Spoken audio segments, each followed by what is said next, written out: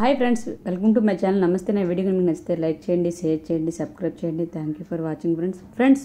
మాఘ పౌర్ణమి అంటే లక్ష్మీదేవి విశిష్టత చాలా మంచిదండి. చాలా తెలియని వాళ్ళు కూడా ఈ పూజ చేస్తే చాలా మంచిది. ఆర్థిక ఇబ్బందులు ఉన్నా, ఆరోగ్య సమస్యలు ఉన్నా మనకి చాలా ఈ పూజ చేస్తే మంచిది. అన్నిటికి పరిహారం కూడా ఉంటుంది, మనకు ధనలాభం కూడా ఉంటుంది, ధనయోగం ఉంటుంది. ఆ రోజు మనం ఏ వస్తువులు ఇంటికి తీసుకొస్తే ధనయోగం ప్రాప్తి కలుగుతుందో మీకు చెప్తాను. మాఘ పౌర్ణమి పూజ అంటే చాలా మంచిది. నది స్నానం చేస్తే ఇంకా మంచిదండి. అలాగే కుంభమేళ ఇప్పుడు ప్రజెంట్ అయితే అవుతుంది కదా, అలా అక్కడ చేసే వాళ్ళకు కూడా చాలా మంచిది. అలా వీలు కాని వాళ్ళు ఇంట్లోనే మనం పూజ చేస్తూ మన స్నానం చేసుకుంటూ పూజ చేయాలంటే ఎలా, దాని పరిహారము ఏంటి, దాని విశిష్టత ఏంటి, మనకి ఏ వస్తువులు తీసుకొస్తే దానివల్ల మనకు కలిగే లాభం ఏంటి అనేది మీకు చెప్తాను. మాఘ పౌర్ణమి అంటే చాలా ఒక ప్రత్యేకమైన రోజు అండి. మన నది స్నానాలు అయితే కంపల్సరీగా చేస్తారు, దానికి అంత ప్రతిఫలం ఉంటుంది. ఇప్పుడు సిటీలో ఉన్న వాళ్ళకైతే అవ్వదు కదండి, మరి ఇంట్లో ఉన్న వాళ్ళకి ఆ రోజు ఎలా చేయాలనేది చెప్తాను.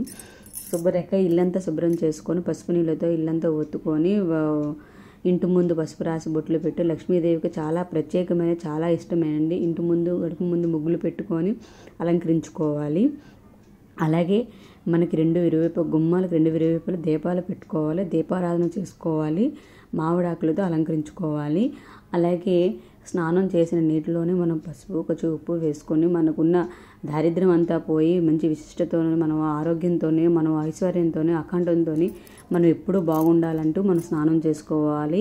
తండ్రి లక్ష్మీదేవి తల్లి మాకు వీలు కాలేదు కాబట్టి మేము ఇలా ఉంటూ ఇక్కడే మేము స్నానం చేస్తూ నీ అనుగ్రహం అనేది మాకు ఎప్పుడూ ఉండాలి, నువ్వు మా తోడై ఉండాలి అని మనం దండం పెట్టుకుంటూ ఆ స్నానం మనం చేసుకోవాలండి. అలాగే పూజ అనేది ఏంటంటే మనకు వీలైనంత క్షీరాన్నం అయినా అమ్మవారికి చాలా ఇష్టము.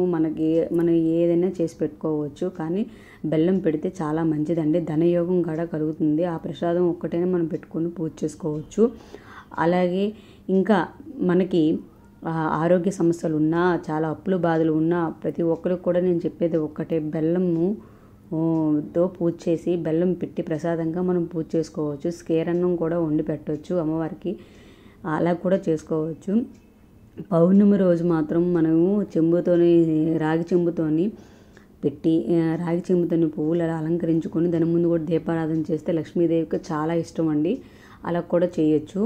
అలా వీలు ఉన్న వాళ్ళు అలా చెయ్యండి. అఖండ ఐశ్వర్యం కావాలనుకుని, ధనప్రాప్తి మనకు ఉండాలి అనుకోండి, ఇంట్లో లక్ష్మీదేవి ఎప్పుడు ఉండాలనుకుంటే కంపల్సరీగా ఆ విధంగా మనం చేసుకుంటే చాలా మంచిది.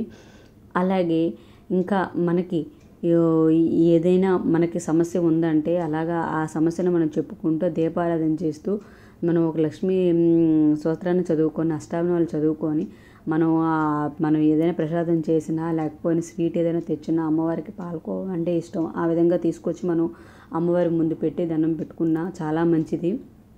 లక్ష్మీదేవి ఎప్పుడు మన ఇంట్లో ఉండాలి, మనకు తోడై ఉండాలి, మనకి ఎప్పుడు ఎల్లవేళ తిరుగు లేకుండా ఉండాలి, ఆర్థిక సమస్యలు అనేది లేకుండా ఉండాలంటే లక్ష్మీదేవిని మనస్ఫూర్తిగా మనం ఆరాధించుకుంటూ ఈ పౌర్ణమి రోజు అలా పూజ చేస్తే చాలా మంచిదండి. ఇంకా తెల్లటి పువ్వులతోని కానీ మనకు వీలున్న వాళ్ళు చేయొచ్చు, వీలు లేని వాళ్ళు మనం చేయలేము అనుకున్న కనీసం బెల్లం ముక్క పెట్టైనా అమ్మవారికి లక్ష్మీదేవికి మనం మాఘ పౌర్ణమి రోజు దండం పెట్టుకుంటే చాలా మంచిదండి. తెలియని వాళ్ళకి నేను చెప్తున్నానండి. ఆ రోజు మనకి ఎంతో పవిత్రమైన రోజు. అలాగే నాన్ వెజ్ అనేది లేకుండానే ఇంట్లోని చూసుకుంటూ ఆ ఒక్కరోజు మనం కొంచెం బాగా దండం పెట్టుకుని ఆ లక్ష్మీదేవి మనకి ఎప్పుడు అప్పులు బాధ లేకుండా, ఎంతటి అప్పులైనా కూడా మనకు తీరిపోతాయి. ముఖ్యంగా మనకు ఆ రోజు తెచ్చుకోవాల్సింది 4 వస్తువులు ఉన్నాయండి. అది మొదటి వస్తువు ఏంటంటే బెల్లం అండి. బెల్లం కొనుక్కొని ఇంటికి తీసుకొస్తే చాలా మంచిది, ధనయోగము, రాజయోగము అన్నీ మనకు కలిసి వస్తాయండి. ఇంకా తిరుగు లేనిది ఉంటుంది. లక్ష్మీదేవి మనకు తోడుగా ఉంటే మనకి ఇంకేం కావాలండి. ఫ్రెండ్స్, మీరు కూడా అలాగ ఒకసారి మీకు వీలైతే మాత్రం ఇంటికి బెల్లం తీసుకుని రండి. అలా కొని తీసుకుంటుంది, చిన్న ముక్కైనా తెచ్చుకుంటే చాలా మంచిది. అలాగే రెండో వస్తువు ఏంటంటే మినువులండి. మినప్పప్పు అనేది చాలా అమ్మవారికి ఇష్టమైనది. ఆ రోజు మినప్పప్పు కొనుక్కొని ఇంటికి తీసుకువస్తే చాలా మంచిది. ఒక 1/2 కేజీని మినప్పప్పు అయినా, కేజీ అయినా అవ్వచ్చు, 2 కేజీలు అవ్వచ్చు, 5 కేజీలు అవ్వచ్చు, మినప్పప్పు తీసుకొస్తే చాలా మంచిది. వీళ్ళు లేని వాళ్ళకి కనీసం బెల్లమైనా తెచ్చుకోండి బయట నుంచి. అలాగే ఫ్రెండ్స్, మరి ఇంకా యాలకులు అంటే ఆ సువాసన అంటే అమ్మవారికి చాలా ఇష్టము. కంపల్సరిగా మీరు ఆ యాలకులను తీసుకుని వస్తే చాలా మంచిది. ఆ రోజు బెల్లం కూడా